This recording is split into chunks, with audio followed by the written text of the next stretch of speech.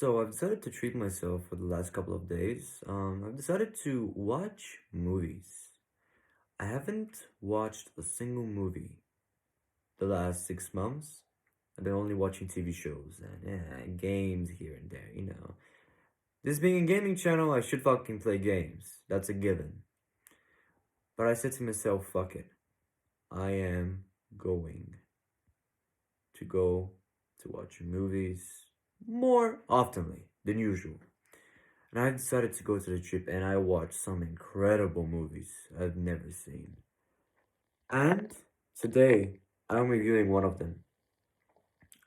This is not the legendary tier rating for this movie. It's still an amazing movie, but I wouldn't call it the perfect masterpiece. No movie is perfect. Nothing in our world is perfect. But something can be damn good. And this movie is damn good. I'm talking about The Trial of the Chicago 7. So, this movie came out in the best year of all time, 2020. This was such a sublime and amazing year. So many good and charitable things happened. A lot of people got cured absolutely out of the blue. Jesus Christ exists. And yeah, Jimmy Hoff is alive. And I am beautiful. Of course, these things that I said right now are not true. But yeah, you can believe what you want. Believe what you want. Anyway, 2021 I believe is the worst year for movies ever of all time. Of all time, or at least the time that I spent on this earth. I haven't seen a worse year for movies than 2020. 2021 is trying really good, but I think some good movies will come this year that they'll overturn the wheel. Man, 2020 was a fucking shit year for movies. Yeah, and if everything else was perfect apart from the movies are horrible, especially the horror movies. Oh my god. Anyway, and when movie like Trial of Chicago 7 comes out, and you're absolutely shocked by the anticipation of watching a very bad movie, and it just turns out that it's incredible. I loved nearly everything that this movie gave me, from the acting. Let me talk about look. Here's some big dick actors. Eddie Redmayne, Sacha Baron Cohen, Joseph Gordon-Levitt, Michael Keaton even made a fucking appearance as Ramsey Clark, the governor. Oh man. So look, let me break down the plot to you. The movie is about the Chicago 7. People who are in different organizations. I believe it's 1969, at the time where the Vietnam War was approaching its end. I believe, yeah. Um, After Kennedy's death, I believe Nixon was president. I don't want to get into details. I'm not American. I never want to be American. Fuck no. I'm just, it's common knowledge. Anyway, uh, these group of people have certain groups. One of them is the leader of the Black Panther community.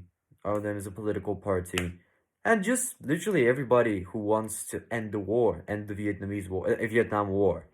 This war is sending young people to die for a fight that they will have no gain for. They're not fighting for themselves.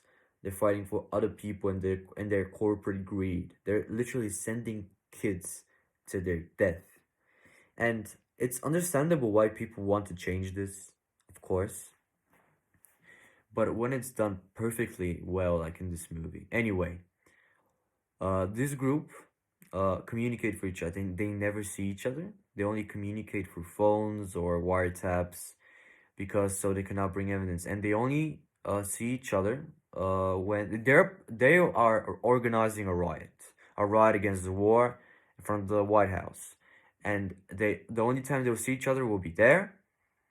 Yeah, and they don't tell you what happens in the riot. You just suddenly thrown into the courthouse. All those 7 people that you've seen from the start are now on like you know they're preparing them to go to jail because everybody's against them. Nobody wants them to go free. especially the government. This was an absolute political trial. Everything was made for entertainment, and at the end, everybody knew the result. They would go to prison, no matter what they did, no matter what evidence was brought to the judge. And let me talk about the judge. Oh my God, Judge Jules Hoffman. Oh my God, he was such a horrible man. Great villain though. Props to the actor. He made it. He made me hate him a lot because he's an absolute piece of shit. A piece of shit. He literally has his own motive. He doesn't look the other side of the coin. He has his own opinion, and that's it. But if you're a fucking judge, you have to see both sides of the coin. This is how you make the right sentence. Well, at least what I think. I'm not a fucking judge, am I? But it's just common knowledge, as I said. And he there are a lot of things that happened during the trial. The trial. They're literally they had only one sentence, and literally the sentences increased to 68, and the other 60 were like contempt of courts, like mocking the judge, provocating the judge, even though it wasn't the case. It was much different.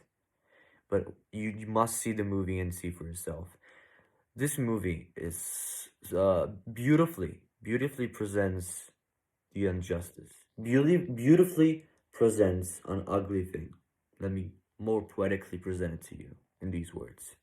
Beautifully presents you a horrible thing that is injustice. The sad thing is that injustice will always live on, no matter who will die, what will happen to humanity. Injustices will always happen. It's just nature. You can't help it. You don't always get what you deserve, and that's fucking life. That's what the movie shows. No matter what your motives are, no matter how good-hearted, kind soul you are, it always ends the same way. It always ends. Not always, but most of the times, you get the short end of the stick. Let me talk about the director of the movie, Aaron Sorkin. He did an incredible job selecting the actors, and don't even think I'm not going to mention Sacha fucking Baron Cohen. He's one of my favorite actors of all time. Everybody knows why. Borat. Borat.